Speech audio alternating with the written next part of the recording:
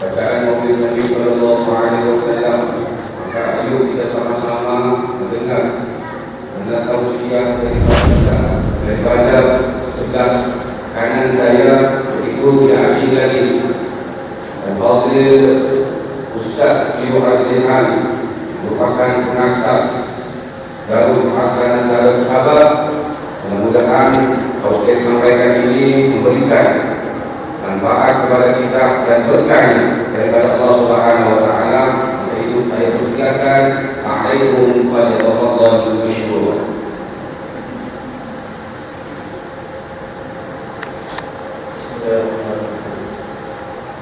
Assalamualaikum warahmatullahi wabarakatuh. Waalaikumsalam. Dari kanak-kanak sampailah kilauan emas berkumpul di Masjid Asmaul Husna. Untuk apa baik sebenarnya? Tidak lain dan tidak bukan kita menyatakan rindu dan cinta kita kepada baginda Nabi sallallahu alaihi wasallam. Hari ini 31 Agustus 65 tahun negara Indonesia merdeka. 31 Agustus 1957 adalah bersamaan 4 Safar dan malam ini 4 Safar. Jadi kalau tahun hijrah Malaysia sudah merdeka 67 tahun. Alhamdulillahirabbil alamin. Allahumma shalli wa sallim ala sayyidina Muhammad wa ala alihi wa ashabihi wa barik wa sallim. Wala haula wala quwwata illa billahil aliyyil azim. Wala haula wala quwwata illa billahil aliyyil azim.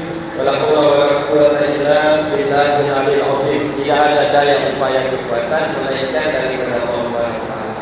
Terima kasih kepada kita Ustaz Muhammad Khalil Husaini bin Imran yang tahun ke-7 mewakili saya di Darul Hasanah untuk berada di tengah masyarakat dan memperkuatkan akidah Sunnah wal Jamaah di Satakan. Terima kasih kepada Ustaz Khalil Husaini. Yang dihormati rekan saya Abang Jeffrey Haji Ambo, ngurusi Masjid Asmaul Husna Kampung Sri Salwa. Mudah-mudahan Abang Jeffrey sentiasa sehat walafiat sisi keluarga, diberikan kekuatan memimpin kita di usaha dan dilimpahkan rezeki oleh Allah Subhanahu wa taala. Yang dihormati sahabat-sahabat dunia akhirat saya, Ustaz Muhammad Rashidi yang menjadi pemimpin kita pada malam ini mewakili pegawai takbir agama, Ustaz Jirauzi Abdul Rahman, yang dikasihi rekan kami Ustaz Adnan Dolni Al-Khalidi, yang dihormati Ustaz Abdul Rahman Tajuli ataupun Ustaz Imam Korea, Imam Perawati, timbalan pengurusi seluruh wali jawatan kuasa, bapak-bapak, ibu-ibu, abang kakak, adik-adik yang dirahmati Allah Subhanahu wa taala sekalian. Apa kabar semuanya? Ada 3 perkara. Perkara yang pertama, sesuatu perkara itu bermula dengan hukum harus, sama juga dengan musik qasidah pada malam ini. Andai niatnya baik, maka baiklah dia. Jadi kita pasang qasidah pada malam ini adalah untuk kita mendatangkan rasa rindu dan cinta kepada baginda Nabi sallallahu alaihi wasallam. Mungkin ada orang yang sakit telinganya, kita sudah bincang dengan guru tadi, kita tutup speaker luar. Kalau ada juga sakit telinganya mendengar, minta maaflah, kasih banyak berselawat ke atas Nabi sallallahu alaihi wasallam. Lagu dangdut, lagu rock tidak ada pula masalah. Salawat sakit telinga. Nauzubillah min. Yang kedua, Maulid kemerdekaan. Dalam sejarah Islam, merdeka itu dipanggil dengan Istiqlal. Dan dalam sirah Nabawiyah, pembukaan kota Mekah pada tahun ke-8 dikenali dengan Ummul Istiqlal, ibu segala kemerdekaan dalam Islam. Bayangkan 8 tahun Rasulullah SAW dan para sahabat tidak dapat menjejak kaki ke tanah air mereka, ke bumi kelahiran mereka. 8 tahun. Tahun yang ke-6 Rasulullah SAW bermimpi. Mimpi Nabi dan Rasul adalah wahyu Allah Subhanahu wa Ta'ala. Maka disampaikan perkabaran itu kepada para sahabat. Wahai sahabat-sahabatku sekalian, malam tadi aku bermimpi yang kita akan menunaikan ibadah umrah dan haji di bumi Makkah Mukarramah. Menitis air mata para sahabat ketika itu. Rasa seronok dan rasa bersyukur mereka karena rindu yang terpendam selama ini akan dapat diobati pada tahun ke-6 Hijrah. Bersiap-siagalah, bersedialah Nabi dan para sahabat memakai pakaian ihram dan bernikat di bir'ali, lalu bertalbiyah, labbaik Allahumma labbaik, labbaik la syarika laka labbaik, innal hamda wan ni'mata laka wal mulk la syarika lak. Takdir Allah. Berlaku perjanjian Hudaybiyah di satu tempat sebelum sampai ke Mekah.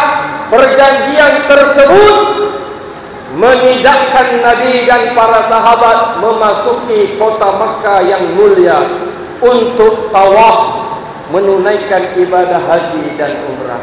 Agak-agak muslimin muslimat sekalian, sedihkah para sahabat? Sedih. Sayyidina Ali bin Abi Thalib, penulis baginda Nabi SAW, peristiwa itulah satu-satunya dia melanggar perintah baginda Nabi SAW. Tatkala perjanjian termeterai, kafir Quraisy bilang apa? Kami mau Muhammad sahaja. Rasulullah SAW padam. Jadi bilang Nabi, wahai Ali, tolong padam. Menitis air mata Sayyidina Ali. Sayyidina Umar bin Khattab radhiyallahu anhu ini menghunus pedang. Nabi bilang, steady kau. Sayyidina Ali padam tak? Tak padam. Siapa yang memadam perkataan Rasulullah SAW itu adalah Nabi Muhammad SAW. Maka tahun itu tidak dapat menjejak kaki ke bumi Makkah Al-Mukarramah. Malam hari Nabi berpesan, menyikirkan kepada istrinya, sampaikan kepada sahabat, bertahalul untuk kita pulang ke Madinah Al-Munawwarah. Istri Nabi berpesan kepada para sahabat, Abang Jatri, tidak ada mau bertahalul. Kenapa? Sedih. Apa yang berlaku? Istri Nabi yang mulia, muslimah di atas sana, peranan, ketenangan seorang wanita dan istri. Ya Rasulullah, mungkin dengan kamu memulakannya, para sahabat akan mengikutinya. Lalu Nabi bertahalul, sahabat pun bertahalul, dan mereka pulang ke Madinah Al-Munawwarah. Perjanjian itu dilanggar oleh kafir Quraisy. Maka Nabi SAW menyusun 10 bala tentera muslimin untuk menakluk Mekah. Berlakulah Fathul Mekah. Ibu kemerdekaan, Ummul Istiqlal. Di sini yang kita mau kongsikan pada malam ini. Penduduk Mekah dalam keadaan ketakutan. Mataina kita, nyataina kita jom. Ngapain Nabi tanya? Confirm 1000 bala tentera muslimin akan membinasakan kita. Confirm baginda Nabi sallallahu alaihi wasallam akan balas dendam. Tidak. Nabi masuk ke bumi Mekah di atas unta. Baginda Nabi sallallahu alaihi wasallam membongkokkan badan baginda. Hebatkah akhlak Nabi kita? Sangat hebat. Nabi tawaf 7 pusingan. Kemudian Nabi berkata, surah Al-Hajj 81, Ja'al haqqu wa zahaqal batil innal batila kana zahuqa. Ini kemerdekaan ini. Apa maksudnya? Telah datang kebenaran dan telah lenyap, telah hilang kesesatan dan kekufuran. Sesungguhnya kesesatan akan lenyap selama-lamanya. Nabi masuk ke Ka'bah. Nabi solat di dalam Ka'bah. Nabi menanggal gambar-gambar yang berbentuk kesyirikan. Nabi keluar daripada Ka'bah. Penduduk Mekah dalam keadaan ketakutan.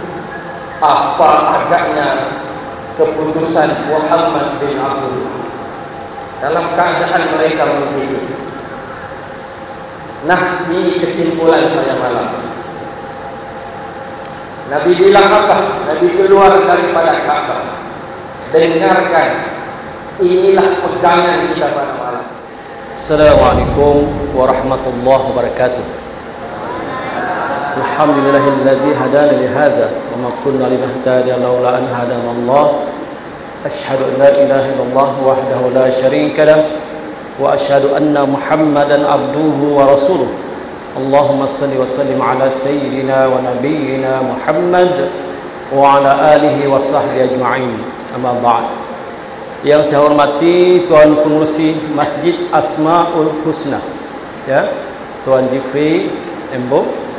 Seterusnya kita punya ustaz-ustaz yang hadir pada malam ini. Saya sangkakan malam ni saya yang paling jauh. Rupanya ada lagi yang lebih jauh. Kita punya Ustaz Fiu Azihal ni daripada seberang laut, tapi bukan Indonesia, Semenanjung. Naik flight semata-mata untuk tuan-tuan di sini. Alhamdulillah. Ya. Kemudian pada Ustaz Abdul Rahman, sahabat saya, Ustaz Khalil, Ustaz Abu Ammar yang tak asing lagi dengan siap dengan kumpulan hadrahnya. Untuk pertama sekali tuan-tuan, menghiburkan hati kita. Bukan kita ni sebagai manusia, fitrah sebagai manusia adalah perlukan hiburan juga, tapi hiburan yang dapat meningkatkan iman, menguatkan iman kita dan tidak melalaikan kita daripada Allah Subhanahu wa taala. Tuan-tuan, di dunia sekarang ini mengikut statistik penduduk dunia sekarang 8 bilion orang. 8 bilion penduduk sekarang muka bumi ini sekarang ni 8 bilion. Yang Islam cuma 3 bilion saja. 5 bilion semua bukan Islam. Ya, moga-moga yang bukan Islam itu satu masa nanti dapat hidayah Allah Subhanahu wa taala. Kerana bukan senang untuk dapat hidayah ini. Jadi kita syukur pada Allah Subhanahu wa taala kerana pada malam ini kita duduk sama-sama mendengar alunan bacaan selawat pada junjungan besar Nabi Muhammad sallallahu alaihi wasallam. Ya, itu tanda mudah-mudahan dengan bermula malam ini, maka tandanya bahawa kita mula merindui Nabi Muhammad sallallahu alaihi wasallam. Saya nak bawa satu ceritalah pada malam ini untuk tetapan kita, iaitu berlaku di zaman Nabi Muhammad sallallahu alaihi wasallam. Ya, ketika itu Nabi Muhammad sallallahu alaihi wasallam telah diajukan oleh sahabat Ansar untuk membuat mimbar yang baru kerana mimbar Nabi yang lama telah usang. Ya, maka Nabi pun setuju. Alhamdulillah. Ya, tak lama kemudian siaplah mimbar itu, cantik. Ya, macam ini malam ni alhamdulillah. Berapa tahun yang lalu saya tengok mimbar Asmaul Husna tidak secantik pada malam ini. Ya, jadi begitulah yang berlaku pada zaman Nabi Muhammad SAW. Maka ketika siap mimbar, Nabi pun naiklah ke atas mimbar membaca khutbah seperti biasa kepada semua sahabat. Malam itu Nabi membaca khutbah dan semua dihadiri oleh para sahabat. Macam malam ni lah tuan-tuan, ya. Dulu ketika belum ada mimbar, Nabi duduk ketika menyampaikan tausiah ataupun khutbah dan sebagainya. Tetapi oleh kerana Islam semakin ramai, maka perlu diadakan mimbar yang mempunyai 3 anak tangga. Jadi macam malam ni lah, tadi saya duduk, tapi kata Ustaz berdirilah supaya tuan-tuan nampak, ya. Mungkin kalau saya duduk tak nampak yang di belakang tu. Bukanlah untuk tunjukkan kehandsoman, tidak. Saya bukan handsome. Ustaz Fiu Azihal lagi handsome, lagi muda, ya. Tetapi apa yang saya ceritakan pada malam ini adalah ketika Nabi Muhammad SAW naik di atas mimbar, ya, menyampaikan khutbah macam saya lah, tapi saya bukan Rasulullah, jangan pula kata mengaku Nabi, bukan. Ini contoh, ya. Maka ketika Nabi menyampaikan khutbahnya, tiba-tiba terdengar suara tangisan. Terdengar suara tangisan yang mendayu-dayu, yang kata orang menyebabkan hati kita terasa, ya, tangisan itu. Dalam hadis mengatakan tangisan itu seperti seekor unta yang kehilangan anak. Tangisan yang sangat kuat. Maka ketika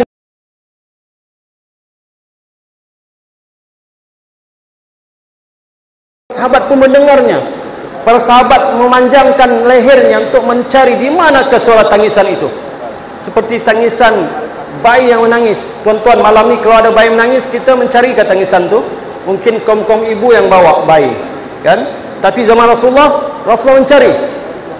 Rupa-rupanya tuan-tuan, tangisan itu berasal daripada pohon tamar yang telah kering.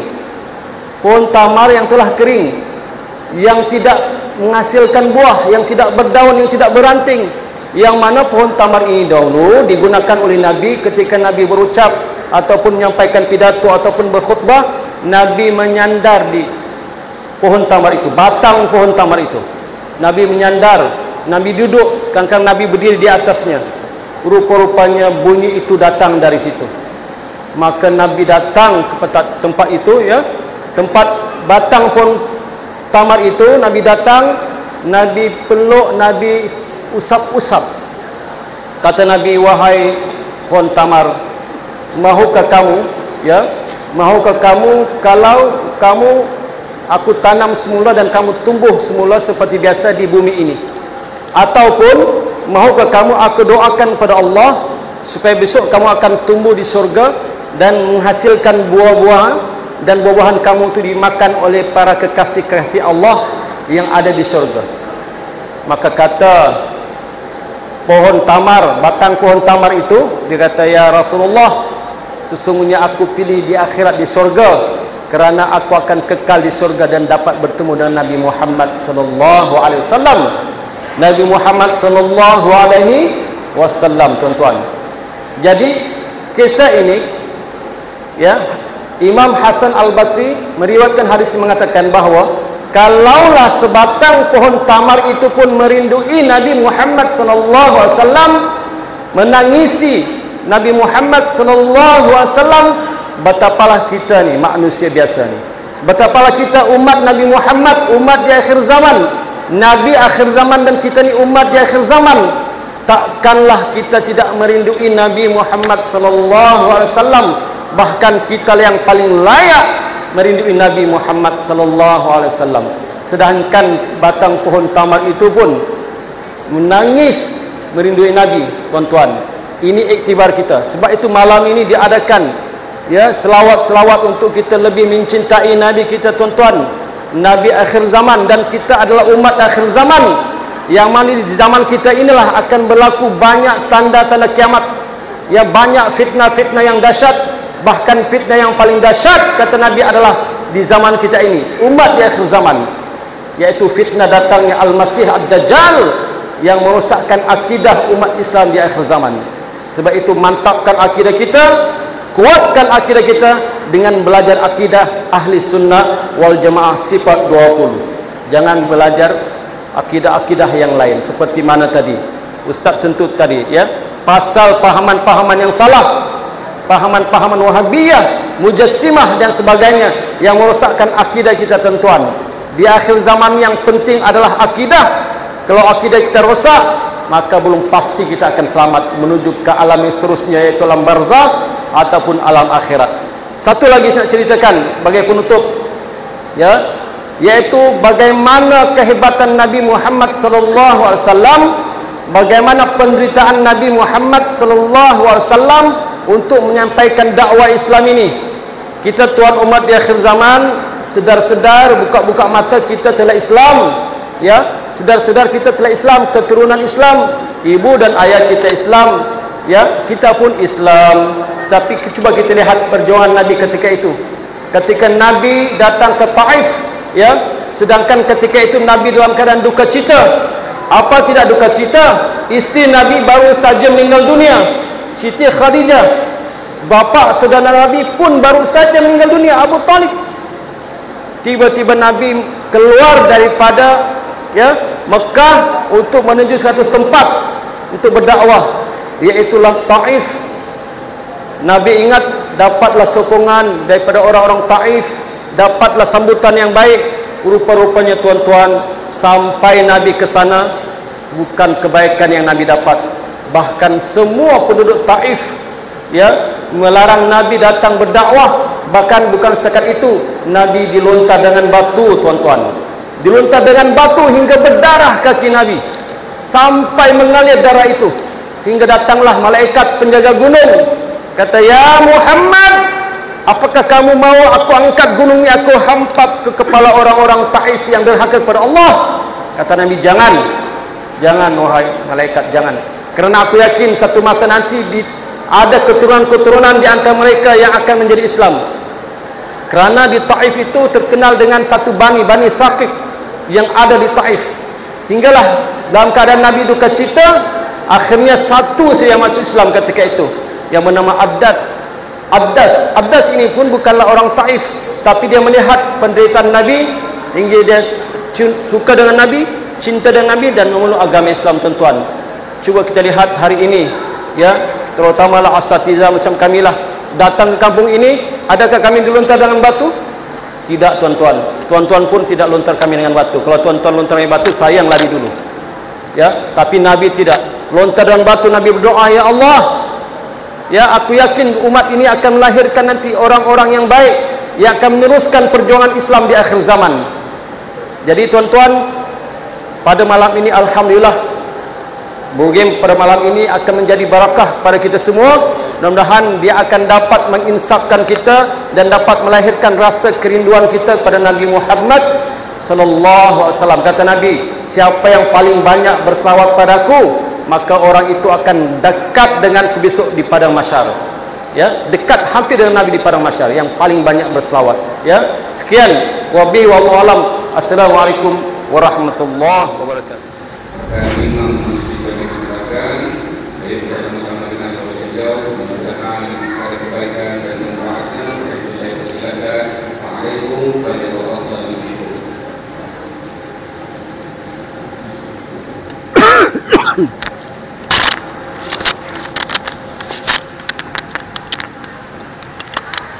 Assalamualaikum warahmatullahi wabarakatuh. Bismillahirrahmanirrahim. Alhamdulillahirabbil alamin. Nahmaduhu wa nasta'inuhu wa nastaghfiruhu wa na'udzu billahi min shururi anfusina wa min sayyiati a'malina. May yahdihillahu fala mudilla lahu wa may yudlil fala hadiya lahu. Asyhadu an la ilaha illallah wahdahu la syarika lahu وأشهد أن سيدنا محمدا عبده ورسوله. اللهم صل وسلم وبارك وعظم على سيدنا ونبينا وحبيبنا وشفيعنا وقدوتنا محمد وعلى آله وصحبه أجمعين. قال الله تعالى في القرآن الكريم بعد أعوذ بالله من الشيطان الرجيم إن الله وملائكته يصلون على النبي يا أيها الذين آمنوا صلوا عليه وسلموا تسليما. وقال النبي صلى الله عليه وسلم فإن أصدق الحديث كتاب الله خير الهدي هدينا محمد صلى الله عليه وسلم وشر الأمور محدثاتها وكل محدثة بدعة kullu bid'atin dhalalah wa kullu dhalalatin fin nar atau kama qala Rasulullah sallallahu alaihi wasallam. Alhamdulillah, pertama kita pandai bersyukur kepada Allah Subhanahu wa taala kerana dengan taufik dan rahmatnya Allah dapat kita duduk di dalam rumah Allah ini, duduk dalam satu majlis yang mulia, duduk dalam satu tempat yang mulia yang dimuliakan oleh Allah Subhanahu wa taala, yaitu masjid-masjid dan rumah Allah Subhanahu wa taala. Kerana ini disebut dalam hadis Nabi sallallahu alaihi wasallam, ahabbu ila Allah fil biladi masajiduha. Tempatnya Allah Subhanahu wa taala cinta, tempatnya Allah Subhanahu wa taala suka di dunia ini, itulah rumah-rumah Allah Subhanahu wa taala ataupun masjid-masjid Allah dan surau-surau. Terlebih dahulu saya ucapkan ribuan terima kasih kepada pengurusi majlis kita, sahabat saya sendiri Ustaz Muhammad Khairul Husain, dan juga yang saya hormati pengurusi masjid Al-Asmaul Husna yaitu Tuan Jeffrey Ambo, dan juga yang saya hormati Al-Fadhil Mukarram Ustaz Tio Azhar bin Bangsawan. Alhamdulillah jauh terbang ke seberang untuk hadir ke majlis kita. Moga-moga Allah beri kesihatan kepada beliau dan memajukan madrasah beliau insyaAllah, amin ya rabbal alamin. Dan yang saya hormati juga rakan sahabat saya Ustaz Adnan bin Jodi, dan juga rakan sahabat saya seterusnya Ustaz Abdul Rahman bin Jadili, dan seluruh yang berada di depan saya. Tidak rasa hormat saya untuk disebut nama kalian satu persatu. Moga-moga kita semua mendapat rahmat Allah Subhanahu wa taala duduk dalam majlis yang penuh barokah ini. Alhamdulillah. Jadi tuan-tuan muslimin muslimat rahimakumullah, anak-anak yang dimuliakan Allah Subhanahu wa taala, sebelum saya ingin menyampaikan tausiah saya, terlebih dahulu saya ingin memberi ataupun memberitahu satu pesanan daripada pegawai tadbir agama kita, yaitu Ustaz Haji Romzi bin Abdul Rahman. Beliau tidak dapat hadir pada majlis ini dan menyampaikan salam dengan lafaz Assalamualaikum warahmatullahi wabarakatuh kepada para jemaah sekalian. Beliau tidak dapat hadir disebabkan tugas-tugas daerah pergi ke Kota Kinabalu. Jadi alhamdulillah. Apa kabar semua, sehat? Masih bertahan lagi kamu? Atau kita mau habis sudah? Tambah lagi? Awal lagi masih baru dewan-dewan berdoa. Sampai yang menangkap seluruhnya. Paham. Oke tuan-tuan, berarti yang dilakukan oleh Allah Subhanahu wa taala seperti mana ayat Quran yang saya sebut tadi, innallaha wa malaikatahu yusholluna 'alan nabi. Sesungguhnya Allah Subhanahu wa taala dan para malaikatnya berselawat kepada Nabi. Ya ayyuhalladzina amanu, wahai orang-orang yang beriman, berselawatlah kamu kepadaku. Shallu 'alaihi wa sallimu taslima. Semoga kamu memiliki kesejahteraan dan kebanggaan. Jadi tuan-tuan, kita telah mendengar selawat lantunan kasidah yang telah dilakukan oleh budak-budak maulid ataupun maulid Masjid Jami' Bandar Sadaka. Mereka ini adalah pengasas utama dan budak-budak yang baru belajar. Kita didik mereka, saya ambil mereka daripada zero sampai bolehlah naik sikit-sikit. Dan kenapa? Sebab saya berniat supaya majlis maulid hidup di Masjid Jami' Syekh Hasbullah Tauhidi, kerana masjid itu adalah masjid yang tertua di Sabah, bukan lagi di Sandakan. Ibarat kita masjid orang tua-tua tidak. Jadi masjid orang tua-tua lagi diasaskan lagi oleh para alim ulama. Syekh Hasbullah Tauhidi yang datang daripada Yaman, penuh barokah. Jadi kita hidupkan kembali barokah dan juga ulama-ulama. Jadi bukanlah saya mau perkenalkan mereka, tapi sedikit sebanyak supaya jemaah kenal. Jadi tuan-tuan yang dimuliakan Allah Subhanahu wa taala, terutama sekali kita datang sini mesti adanya. Kita perlu turunkan niat kita dulu. Bukanlah kita datang sini untuk pangkat dan derajat. Bukanlah kita datang sini untuk mencari kemasyhuran, dan bukanlah kita datang sini untuk mencari kekayaan, tapi kita datang sini adalah untuk mencari keridhaan Allah Subhanahu wa taala dan keridhaan baginda Nabi Muhammad sallallahu alaihi wasallam. Jadi kita kembali kepada hadis yang selalu dipetik oleh para ulama, yaitu innamal a'malu binniyat. Ya, setiap pekerjaan itu mesti ada niat. Dan jadi kita pasang niat kita daripada mula-mula tadi, dan pertengahan majlis dan di akhir majlis kita niat kerana Allah Subhanahu wa taala. Sebab dalam hadis tadi sambungannya innamal a'malu binniyat wa likulli imri'in ma nawa. Setiap perbuatan itu mesti kita ada niatnya kita masing-masing. Jadi niat kita ini kerana Allah. Kan? Jadi faman kana hijratuhu ila Allah wa rasulih wa hijratuhu ila Allah wa rasulih. Siapa yang hijrah kerana Allah dan Rasulnya, maka dia akan dapat Allah dan Rasul. Jadi kalau kita niat sini kerana Allah dan Rasulnya, maka kita dapat Allah dan Rasulnya. Tapi kalau kita datang sini niat supaya orang tahu, kita datang sini niat kita supaya orang tengok kita, orang nampak dia ini baik, dia ini alim, dan jadi dapatlah apa yang kamu niatkan. Betul? Setuju? Kalau tak setuju katakan, kita boleh sharing-sharing. Jadi kita betulkan niatnya, ya.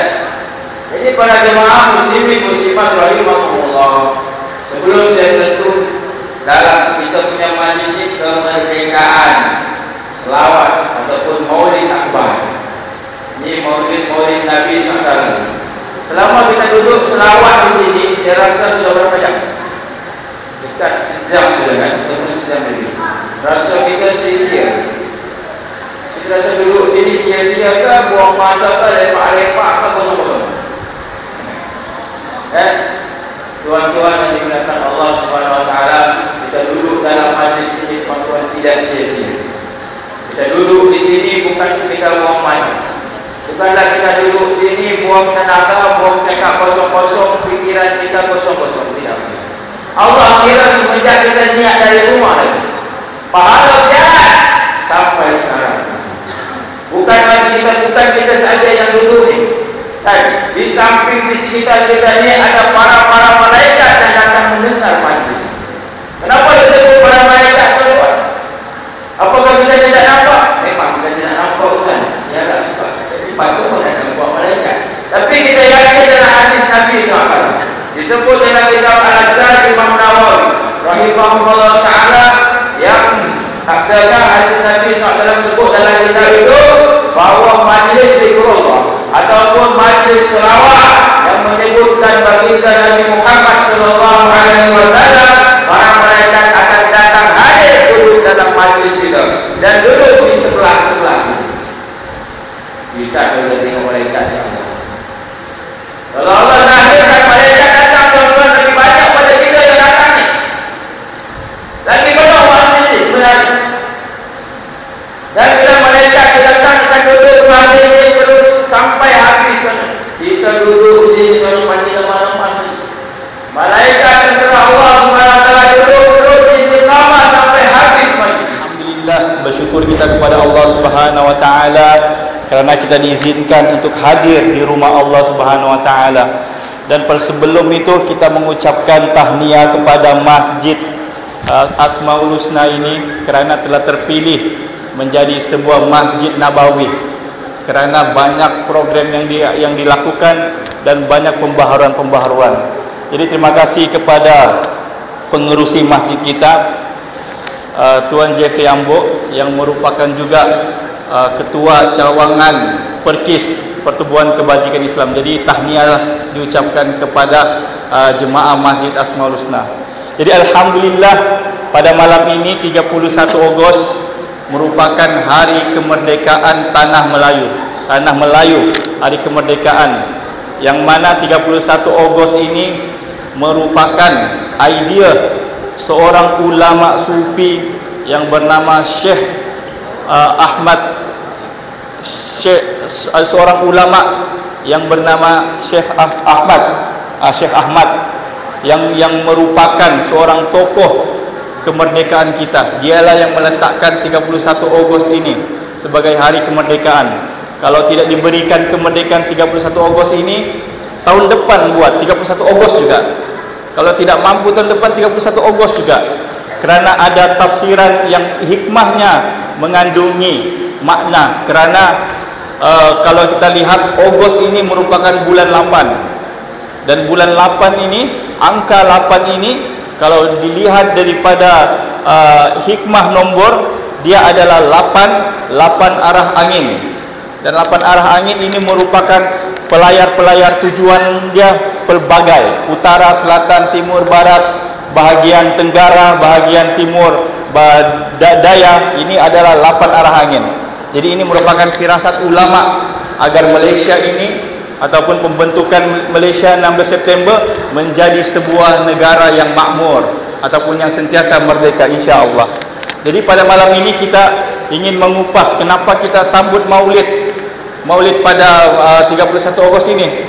Kerana kalau kita lihat seorang ulama, Imam Syafi'i, dia mengarang sebuah kitab dan dia menulis bahawa man jama'a, siapa yang mengumpulkan limaulidin Nabi sallallahu alaihi wasallam wa qiraatil maulid, siapa yang mengumpulkan orang ramai untuk pembacaan Maulid Nabi sallallahu alaihi wasallam, ba'atsallahu, akan dibangkitkan dia bersama minal aulad wassalihin wasyuhada, kepada daripada wali-wali Allah dan daripada ulama-ulama muktabar. Jadi alhamdulillah, menurut Imam Syafi'i, siapa yang mengumpulkan wahai ta'am dan mengumpulkan makanan ataupun menyediakan makanan dan menyediakan tempat, ini akan dibangkitkan bersama orang-orang yang soleh, orang-orang yang diberkati oleh Allah Subhanahu wa taala.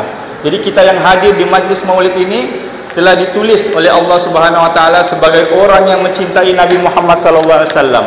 As-Siru As-Sakati, seorang ulama juga menyatakan bahawa siapa yang membaca Maulidun Nabi ataupun membaca silsilah kenabian, dia akan dibangkitkan bersama para anbiya, insya-Allah. Kalau kita lihat bahawa Nabi Muhammad sallallahu alaihi wasallam pernah bersabda, siapa yang mencintai aku, dia bersama dengan aku, kata Nabi Muhammad sallallahu alaihi wasallam. Jadi kita berkumpul pada malam ini sebagai satu tanda kecintaan kita kepada Nabi Muhammad sallallahu alaihi wasallam. Dalam sejarah, kalau kita lihat Maulid Nabi ini serasi dengan perjuangan. Kalau kita lihat Imam Al-Jazuli merupakan seorang ulama yang mengarang kitab selawat, yaitu kitab Dalail Khairat. Dalam kitab Dalail Khairat penuh dengan selawat kepada Nabi Muhammad sallallahu alaihi wasallam, dan dia juga merupakan pejuang di Maghribi. Orang yang mencintai Nabi yang selalu berselawat sebenarnya pejuang. Kalau kita lihat dalam sejarah pun, sejarah kemerdekaan Tanah Melayu kita terdiri daripada pejuang-pejuang, tokoh, ulama-ulama yang mencintai Nabi Muhammad sallallahu alaihi wasallam. Imam Al-Jazuli, dia mengarang kitab Dalail Khairat itu setelah dia bermimpi dengan Nabi Muhammad sallallahu alaihi wasallam. Dan puncak asalnya Imam Al-Jazuli mengarang kitab ini kerana suatu ketika beliau berada di satu padang pasir, yang mana dia mencari satu air. Dia dalam keadaan haus. Ini cerita ulama terkenal, Imam Al-Jazuli, Sulaiman Al-Jazuli, yang mana dia dalam keadaan haus dan mencari air. Kemudian dia jumpa perigi, tapi perigi itu kosong. Kemudian ada seorang budak wanita yang pergi ke perigi itu dan meludah dengan berselawat, Allahumma salli ala sayyidina Muhammad, dan perigi yang kosong itu tiba-tiba muncul air itu. Ini adalah karamah selawat. Orang yang berselawat insya-Allah akan mendapati karamah. Apa itu karamah? Perkara yang luar biasa. Ini berlaku seorang ulama terkenal, Imam Al-Jazuli, dan Imam Al-Jazuli pun mengatakan, wahai budak kecil, apakah yang engkau bacakan untuk menyatakan bahawa air ini naik ataupun air ini boleh ada, yaitu dengan berselawat kepada Nabi Muhammad SAW. Setelah peristiwa itu, Imam Al-Jazuli pun balik dan mengarang kitab Dalail Khairat, yang mana kitab Dalail Khairat antara kitab yang paling banyak dibaca di seluruh dunia umat Islam. Ini adalah kisahnya. Dan untuk pengetahuan bahawa Imam Al-Jazuli ketika mana wafat dan dipindahkan kuburannya ke tempat yang lain, kuburannya itu wangi. Karena apa? Karena berkat selawat kepada Nabi Muhammad sallallahu alaihi wasallam. Tidak sia-sia selawat ini. Sebab itu selawat ini menurut ulama juga dia daripada rukun Islam itu, yaitu syahadah. Syahadah itu asyhadu an la ilaha illallah wa asyhadu anna Muhammadar Rasulullah. Aku bersaksi tiada Tuhan melainkan Allah dan Nabi Muhammad adalah utusan Allah. Dua kalimah syahadah ini akan melahirkan ibadah, yaitu ibadah zikrullah, syahadah. Karena syahadah itu dengan lafaz lidah dan dengan keyakinan di hati, dia akan melahirkan satu ibadah zikrullah yang pertama, yaitu mengingati Allah. Kerana la ilaha illallah, afdalul zikri fa'alam annahu la ilaha illallah. Daripada syahadah itu akan melahirkan zikrullah kepada Allah Ta'ala. Dan daripada wa anna Muhammadar Rasulullah, dan Nabi Muhammad itu utusan Allah, dia akan melahirkan selawat kepada Nabi Muhammad sallallahu alaihi wasallam. Sebab itu dua kalimah ini, asyhadu an la ilaha illallah wa asyhadu anna Muhammadar Rasulullah, boleh menyebabkan seseorang itu masuk ke dalam syurga. Dia tidak akan masuk syurga kalau dia hanya berkata asyhadu an la ilaha illallah, aku bersaksi hanya Tuhan saja Allah, tetapi tidak mengiktiraf Nabi sebagai Nabi Muhammad sebagai Nabi, tidak dikira orang itu Islam. Dia mesti dua kalimah syahadah. Subhanallah. Sebab itu azan. Azan itu kita dikumandangkan dengan asyhadu an la ilaha illallah wa asyhadu anna Muhammadar Rasulullah. Dua kalimah ini yang tidak akan terpisah selamanya. Sebab itu kita mencintai Nabi Muhammad sallallahu alaihi wasallam. Sebab itu ahli sunnah wal jamaah di mana sahaja dia akan membaca maulid Nabi. Apa makna maulid Nabi? Maulid itu mengisahkan cerita sejak kelahiran Nabi, perjuangan Nabi sehinggalah wafatnya Nabi, itu terkandung di dalam kitab maulid. Seperti mana yang kita telah uraikan bahawa kitab Al-Bazanji itu yang kita baca di Asia Tenggara dikarang oleh seorang ulama Al-Bazanji, yang mana kitab ini digunakan oleh Salahuddin Al-Ayyubi untuk membebaskan Palestin. Subhanallah. Apa maknanya?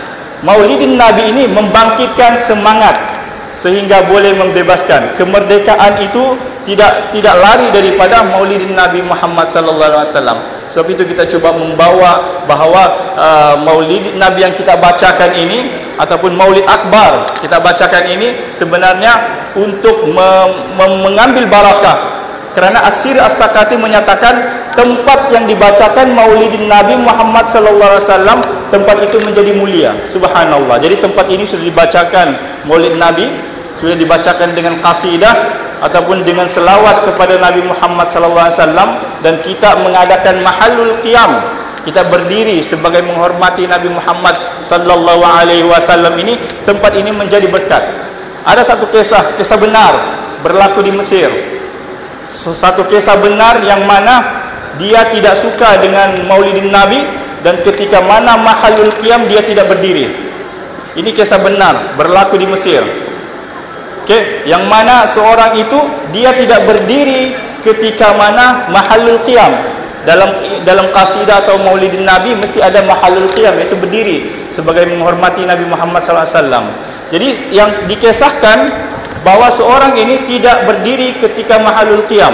Suatu ketika dia bermimpi Nabi Muhammad sallallahu alaihi wasallam berada di dalam mimpinya, yang mana dia melihat Nabi berpakaian putih dan dikelilingi oleh orang ramai mencium tangan Nabi Muhammad sallallahu alaihi wasallam, tetapi dia pada masa itu duduk dan mahu berdiri.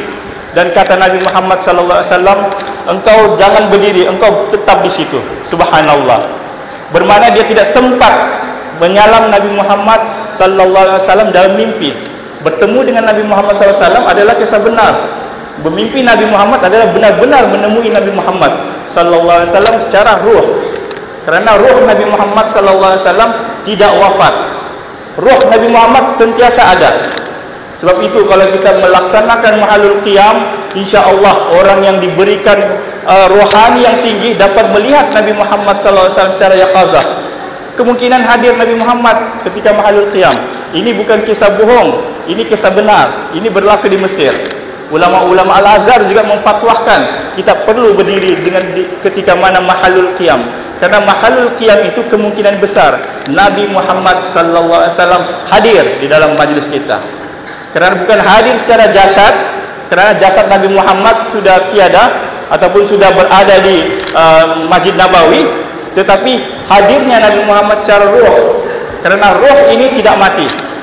Ruh adalah makhluk Allah Subhanahu wa taala yang sentiasa hidup, sehinggalah diizinkan oleh Allah Subhanahu wa taala. Sebab itu ruh ini akan sentiasa berjalan daripada satu alam ke alam yang lain. Kita berada di alam ruh, kemudian kita berada di dalam perut ibu, kemudian kita berada di alam sekarang ataupun alam syahadah. Kita akan mati, akan berada di alam barzakh. Ruh tetap hidup. Yang mati hanya jasad, dan ruh itu juga lah akan berlalu daripada satu alam ke alam yang lain. Subhanallah. Jadi ruh Nabi Muhammad sallallahu alaihi wasallam tidak mati, sentiasa ada.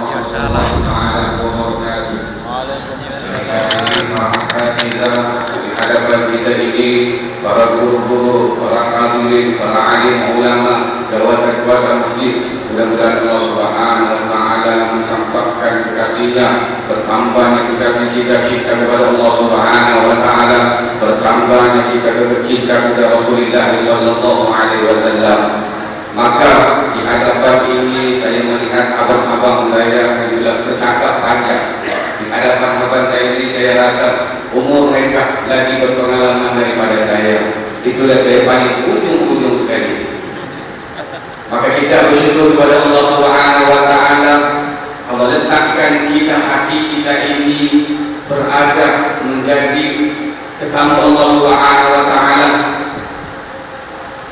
Kita ditemukan dengan satu majlis. Mudah-mudahan Allah Subhanahu wa taala baliknya kita ini diampunkan dosa-dosa kita oleh Allah Subhanahu wa taala. Mudah-mudahan Allah Subhanahu wa taala mengangkatkan penyakit pada wabah dari daerah kita yang kita sayang ini adalah sandakan. Alhamdulillah, kita pada hari ini menyambut hari kemerdekaan buat negara Malaysia yang ke-6 tahun. Kata Nabi sallallahu alaihi wasallam, "Hubbul iman minal watan." Cintakan negara itu sebahagian daripada iman. Maka itu negara kita 65 tahun merdeka, kita hidup dalam keadaan aman, selamatan atas perjuangan para pejuang kita, selain daripada tokoh-tokoh pahlawan kita. Memainkan peranan penting adalah ulama-ulama kita, kiai-kiai kita, para habaib-habaib kita yang memerdekakan dan memainkan peranan penting dalam kemerdekaan ini. Kita melihat dari Sabtu Rahman yang mana salah satu hari penting yang diambil 31 Ogos itu, yang mana Syekh Abdullah Hakim menentukan hari kemerdekaan, bahwasanya 31 Ogos itu adalah tanda-tanda kebaikan untuk negara Malaysia. Berkata Sayyidil Habib Al-Lutfi mengenai kalam yang mengambil satu tentang negara kita dan negara kita ini perlu kita pertahankan. Yang pertama, kata Sayyidil Habib Al-Lutfi mengatakan, jangan main-main sama negara Malaysia, sebab negeri ini didoakan oleh para wali, baik yang sudah wafat ataupun yang masih hidup. Begitulah kata Sayyidil Habib Al-Lutfi mengenai jangan main-main ke negara Malaysia, kerana negara Malaysia ini didoakan para wali Allah Subhanahu wa taala, didoakan Habib dan zuriatnya Rasulullah sallallahu alaihi wasallam. Yang kedua, kata Sayyidil Habib Al-Lutfi bahwasanya walau hanya sebukit pasir yang ada atas tanah air ini akan kita jaga sampai mati-matian, kerana kalau emas itu hilang boleh dibeli lagi, kalau kekasih yang kita sayang itu boleh dicari lagi. Tetapi kalau tergadai dengan negara kita ini, kemana kita hendak pergi? Maka itulah Sayyidil Habib Al-Lutfi mengatakan, kata siapa ciptakan tanah air ini atau negara ini tidak ada dari Rasulullah sallallahu alaihi wasallam, aku ciptakan orang Arab kerana aku adalah bangsa Arab. Itu adalah jelas menunjukkan hujah mengenai Rasulullah sallallahu alaihi wasallam mencintai bangsa atas kepada tanah airnya sendiri. Tiga, kata Sayyidil Habib Al-Lutfi, jangan diragukan lagi negara para alim ulama. Mereka terlebih dahulu ulama bertariqah yang sudah sangat jelas dan berpihak kepada negara ini, bahawa mereka para alim ulama, para habaib, para para musyrik, para kiai secara lahir dan batinnya mencintai negara dengan setulus hatinya. Bukti-bukti sejarah tidak bisa dibantah lagi. Mereka tidak pernah memberontak, justru mereka rela berkorban negara ini. Begitu juga negara Malaysia ini lahirnya para pejuang yang bertarikat sufia, para abai yang bertarikat Sa'adat Ba'alawi. Begitu juga para kiai-kiai kita mempertahankan negara kita sehingga mereka ini berkorban, yang begitu lama memperjuangkan negara-negara Indonesia, begitu juga banyak membantu untuk memerdekakan negara kita Malaysia yang tercinta ini. Jadi generasi penerus bangsa yang tidak memalukan para pahlawan kita, pembangunan masih panjang, teruskanlah, lanjutkanlah. Mari kita isikan kemerdekaan kita dan sebaik-baiknya, dan jangan kita kecewakan para pahlawan kita yang telah memerdekakan negara kita. Yang terakhir, sangat aneh kalau hormat bendera merah, putih, kuning, biru dikatakan musyrik atau syirik. Mereka tidak mengerti bahwa syirik itu, dan syirik itu tidak perlu memperdalamkan lagi belajar ilmu agama ini. Maka cinta watan itu atau cinta Malaysia itu yang dibangun atas 3 asas. Yang pertama adalah agama, yaitu aliran Ahlussunnah wal Jamaah. Yang kedua, kedaulatan amanah kepada baginda Rasulullah sallallahu alaihi wasallam sehingga diwarisi oleh institusi kesultanan melalui kita. Yang ketiga adalah adat budaya yang bersih kitab Allah wa sunnah Rasulullah sallallahu alaihi wasallam. Maka itu kata Sayyidina Abi Lutfi, maka pertahankanlah negara kita, cintailah negara kita, karena Rasulullah sallallahu alaihi wasallam sendiri itu sangat mencinta Madinah, sangat cintakan Mekah. Maka siapa kita ini tidak mencintai negara Malaysia itu, maka oleh itu kita doakanlah negara Malaysia ini terus aman, makmur dan sejarah, dan dijauhkan segala peperangan, birau-birau dan bukan musuh-musuh Islam. Maka itu juga melihat daripada diri kita juga, kata Rasulullah sallallahu alaihi wasallam, yang diceritakan peperangan yang perlu dimerdekakan adalah hawa nafsu kita. Bagaimana kita mendapatkan cahaya nur Allah Subhanahu wa taala dalam hati kita betul? Kita akan dipersoal, maka kita akan dipersoalkan oleh Allah Subhanahu wa taala. Hidup kita ini akan dipersoalkan karena mencium bau-bauan yang diharapkan oleh Allah Subhanahu wa taala. Telinga kita ini akan dipersoalkan oleh Allah Subhanahu wa taala. Apakah lagi perangai sifat kita yang sombong, riya, ujub, hubbu dunia, hubbu cintakan bank. Maka itulah yang paling utama untuk dimerdekakan di dalam diri kita. Mudah-mudahan Allah Subhanahu wa taala membersihkan hati-hati kita daripada sifat riya ini, mencampakkan sifat-sifat makhluk di dalam diri kita ini, dan bertambahnya kita ini cinta kepada Allah Subhanahu wa taala, bercinta bertambahnya kita cinta Rasulullah sallallahu alaihi wasallam. Maka oleh itu sedanglah wahai bangsa sendiri ini yang berada di sini, maka tujuan hidup kita ini adalah mencari ridha Allah Subhanahu wa taala. Saya kira cukup sekadar itu. Wa'alaikum wassalamualaikum warahmatullahi taala wabarakatuh.